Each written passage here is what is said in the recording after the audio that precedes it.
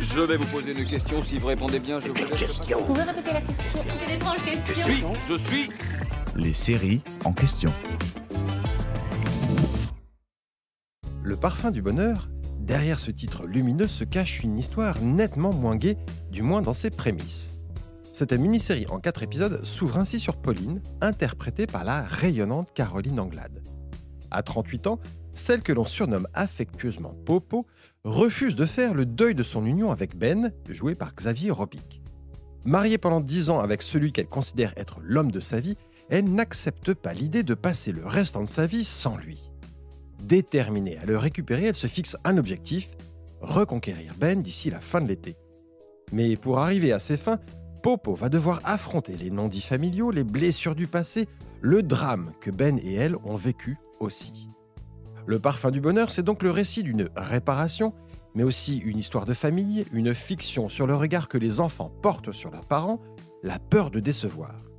Une série douce amère, optimiste aussi, pleine de vie. Cette série pleine de vie, donc, est-elle inspirée d'une histoire vraie?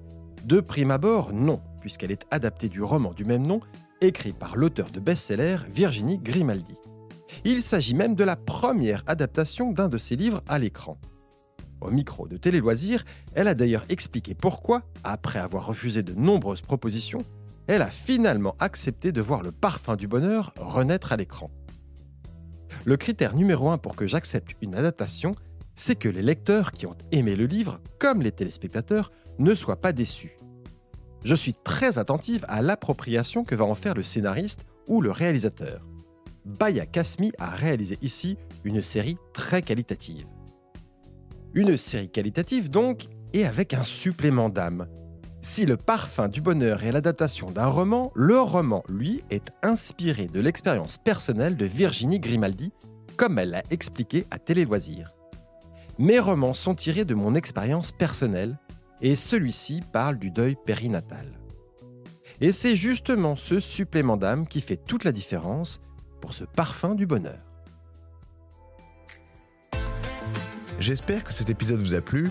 Si c'est le cas, abonnez-vous sur votre plateforme d'écoute préférée pour retrouver de nouveaux épisodes chaque semaine. Et si vous en voulez plus, découvrez aussi la télé en question et le ciné en question sur les plateformes d'écoute et téléloisirs.fr.